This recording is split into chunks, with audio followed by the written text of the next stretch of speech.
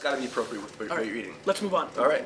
Want to stay with by the glass? Yes, Right. stay behind glass. Now, so you do that. Now you also do this. And now this is you were telling me this is a little more personal. I said, shh, don't tell me because I want to save it for show. Yeah. But tell me about this producer. Who's this? Casanova della Cerbai. So this is Cerbai, Casanova delle Cerbai, and talk All right. us. So this And this is a Roso. Rosso di Montalcino. A Because it's Roso by di the glass. Montalcino. Baby Brunello, as a lot of people like to call it. Exactly. So this comes from the north side of Montalcino, the cool, elegant north side, right? Because you've got the crazy. And that's something a lot of people don't talk about at all. There are three incredibly distinct areas of Brunello, and if you can't try to put them all under one category. They're so different. They're so different, and they all have their place in different ways. Me being a Burgundy lover, You know, like the a cooler Nebbiolo, kind, yeah. I love the cooler, Cooler elegant northern style. So You're involved in this somehow. Tell me how. we didn't make this wine, but Roy, who I spoke about earlier, partner, he bought this estate this year in 2000. Bought it outright. Bought the whole estate. So with it I like came a this whole bunch of Roy wine. Yeah, he's got chutzpah. So we bought the estate. We inherited these wines, but in 2000, the Rosso 2007, we did the final bottling, blending. Much more involved. Much more involved. We were Who is the winemaker? It's Alessandro Landini. He's winemaker at Viticcio. Okay, and, sure. yeah, so The Chianti, exactly, good Chiantis. Yes, very good. Especially the Reserva line. The Reserva is super. Yeah, super awesome. Yeah. Okay. And so So you got him involved, or he just got involved? He was there. How did he stumble into He it? heard about this estate under the radar and said, Happy "Would you with guys email? be interested?" Yeah. Nice. And we went over, checked it out. Yeah, he makes good wines. He's got a hectare of Montosoli, which is, as you know, Sure. Grand Cru. Yep. It's a 10-hectare estate in total. 6 hectares. Was there thoughts of maybe making just that one? We're going to. You are. We're doing. I think that's something that's been overlooked as an opportunity I think so. to brand and to teach and to educate. Why not? When Teach and educate when you is the same thing. stand in the middle of the vineyard, It's so obvious. it Yeah. becomes clear. You Yeah. know what your best vineyards are, and you know what. That's something that Brunello's done a very bad job at. I agree. Right? And that's where there's opportunity. There's opportunity, but one thing they did do a good job is people think Brunello as a brand. They think Brunello Absolutely. it's one wine. What do you think about the Brunello controversy? A lot of people email me about that. It was talked about. Fake Brunello. We have a lot to say on that subject. You know, I'm a traditionalist. I believe that if you're going to make Brunello, it's got to be all Sangiovese, All the way. and it has to. And There's a lot of cheating going on. a lot of cheating. I like the recent movement of reducing the amount of time in wood, because again, this is where you can't treat all Montalcino the same. Sure. If you're Soldera and you're down by the river, you're Chachi down by the river, you have the fruit. You can put that in wood for 3 years. easy. If you're on the north side, you're Portamale, you can't. And you get Well, killed. You get killed, yeah. And so the wine dries out, it becomes tannic, and then people are like, Raisiny. exactly. I don't want that. I want elegance. So Yeah. taking it off 3 years to 2 was great. Great for us. And some people, I mean, even for you guys in this cool place, even 18. It would be great. You know? Yeah. So we have just gigantic botti. Yeah. Old Slovenian botti. Yep. No barrique, all traditional. We bought a whole bunch of new equipment, not because we want to buy new equipment, but because we wanted hygiene to be better. You wanted to buy new equipment. I did actually. I knew it. I saw They're it. like toys. Come I know, I understand. So like a sorting table, and you know, Yep. people are looking at us. What are you doing with a sorting table? Like you just, I'm like, no, you have to sort. You have to have better hygiene. It's just something that you again. It's this like, is why do you brush your teeth? Right. I mean, seriously. But again, it's kind of like we were Sorry. talking earlier about food. It's we're bringing, a French technique and precision to So the you guys have Italian big, soul. you have big ambitions We for do this. have big ambitions. You're excited about this. I'm super excited. My wife and I made the wine in 2000. We went to the harbors for a few weeks, in part of every part of it. We did Your wife's everything. your wife's passionate about She's wine. also sommelier, yeah. Very cool. So we're about to drink one of her favorite wines. If she knew, I was hesitant to This open is her it. birth year. It's her birth year. Yeah, and Lizzie's birthday. And it's her favorite wine, her favorite producer, and she's gonna see the show. She's gonna kill me. Punch you in the face. She's gonna be so pissed. And I I said love to Richard, we were choosing one. We had to do Dujac. Richard and I are buds with the Domaine. Yep. 1980 is such a great sleeper vintage. Let's save that for. Yeah. All right. So 06. 06. Interesting. Yeah. Kind of. Yeah. Vintage. Interesting vintage. Yeah. I agree. We're dancing. We're dancing. But and this is inherited. And who Inherited. and who made the wine before? You're not even quite. Not you're even sure. sure. Yeah. Doesn't really. Was it a brand in the U.S. before It that? wasn't well I mean, branded. I've never seen it. Exactly. Me either.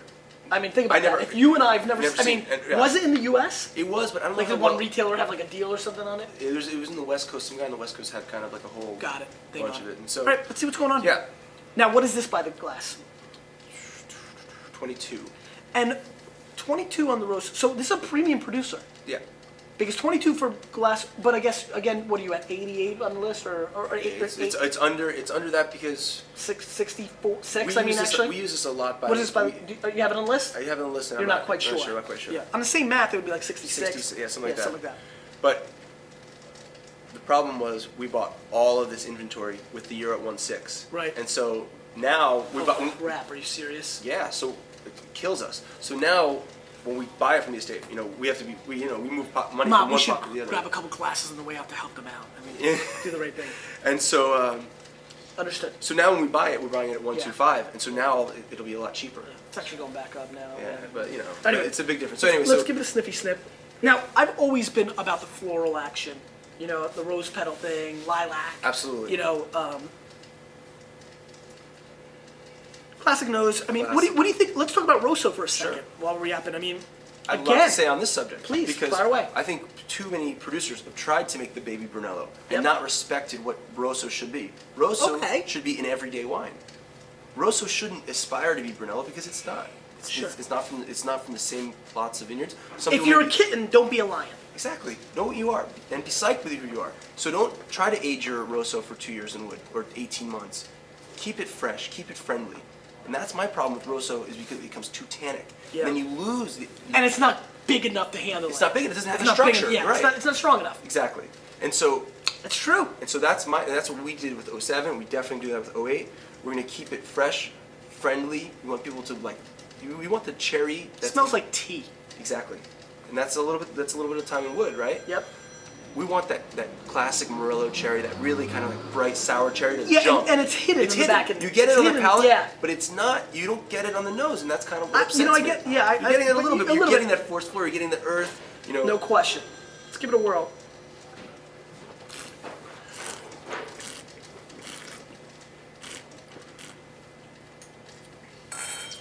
It's got the acidity, which I love. It does about have the Sangiovese. acid. And you get the cherry, you get the earth, and it's. I like what about But this. it is a tad boring. It's. I mean, I yeah, don't, Totally. I love you. It's a little bit boring. Yes, absolutely. It lacks that extra dimension. If it had It's a very little more one-dimensional. fruit, it would be so much more. It's gonna be so much more pleasant. Yeah, I mean, it's a cherry juice kind of play a little bit, Right. like it has that nice sourness. Mhm. It's a little bit more vibrant than I kind of thought it would be. It shows some sparks, but it finishes pretty soft. At least for my palate, I feel it kind of. I wouldn't say it disappears, but it Right. definitely, Oh, kind it's not a of long wine. No. in But any it's- shape or form. No. This is a Wesley Walker. If we had the 85 right here, Mott, we'd be in good shape. It's okay. I mean, to me, definitely, I have no idea what he's sitting on in it, but, there's going to be better options than this for you on the glass. I do like the fruit, and I will say, now knowing what I know about where you're going with this, going to be very interesting to should watch. keep an eye. Oh, I'm totally going to. And this was a tougher vintage to kind of play around with as well, even if Exactly. you guys were there. I Right. mean, it's There's only- Mother Nature is a beast. Right. She's got a lot to say. When you get lemons, there's only not a whole lot you can do with it. Only so much. So- Though I love lemonade. Me too.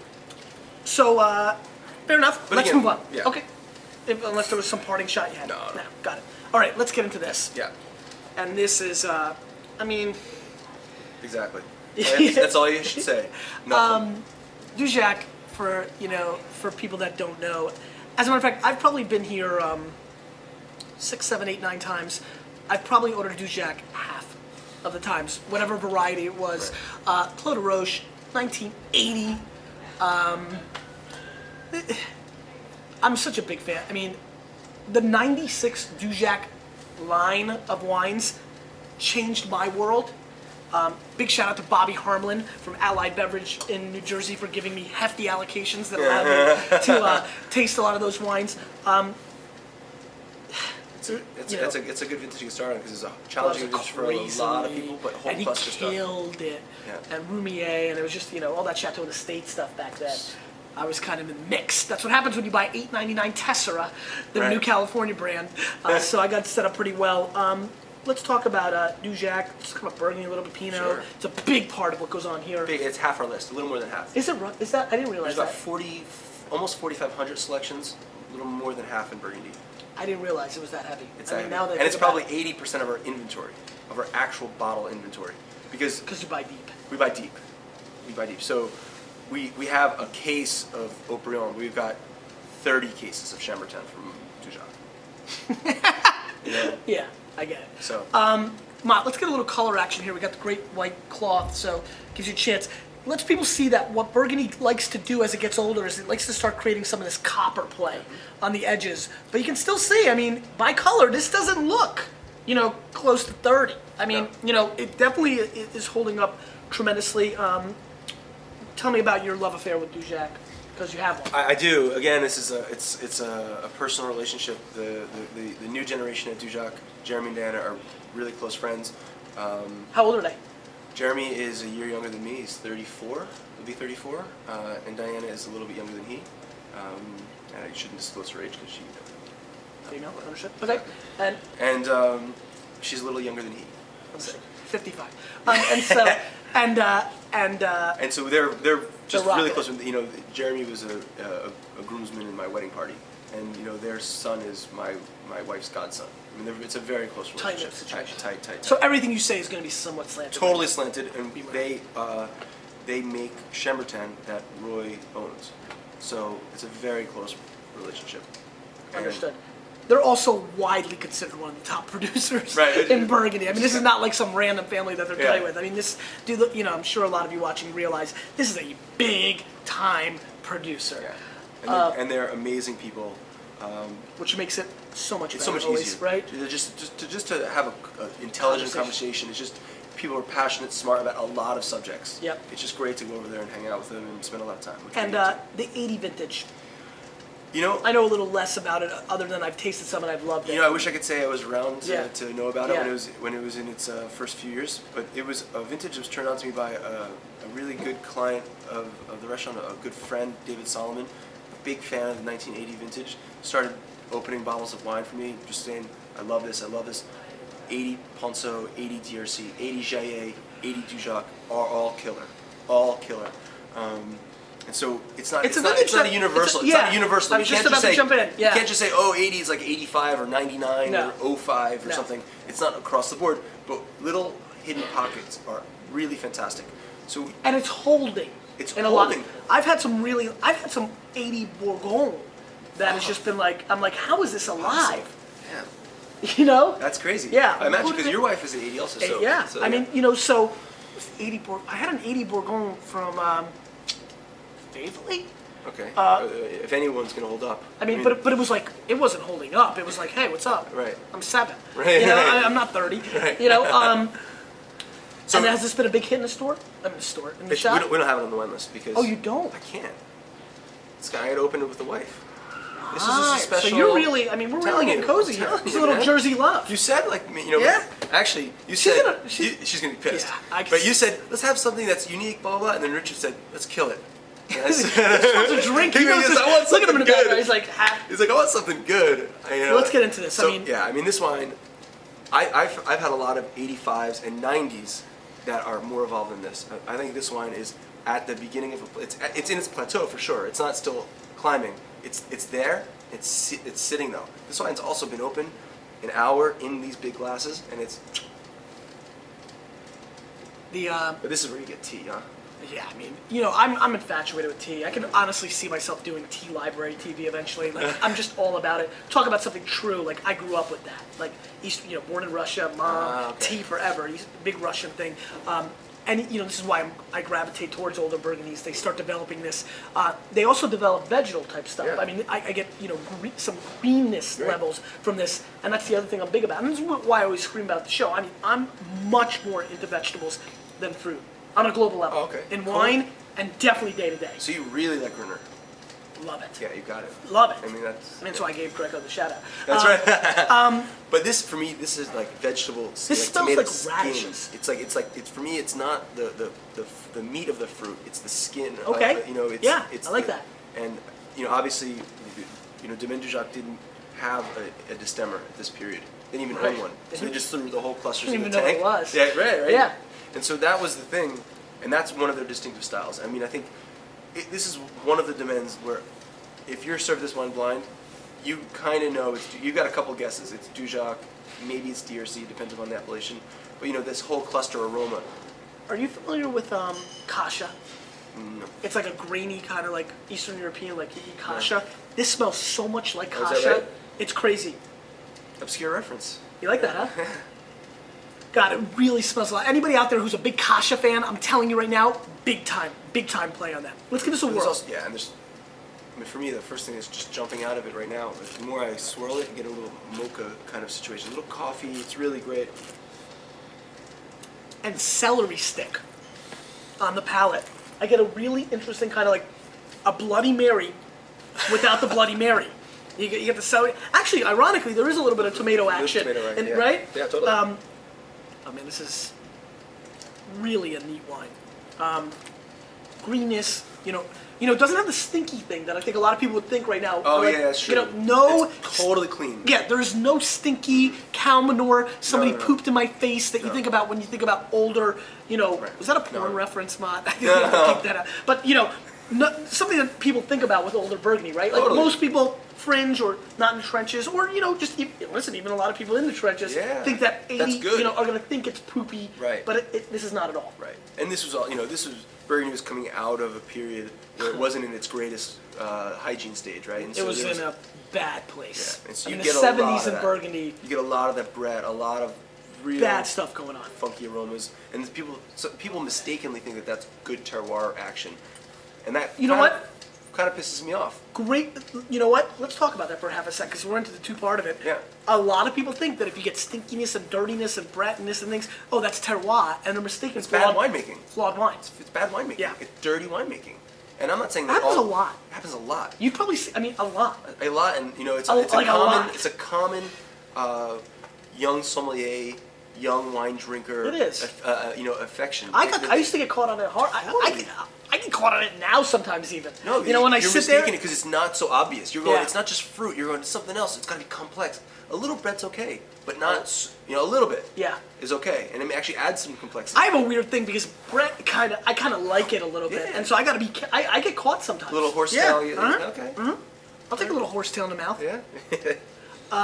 This is a very good bottle of wine. I mean, to me, it doesn't completely hit all my spot points on the palate, but it's showing extremely well. I mean, to me, 92, 93 point type wine, which is great.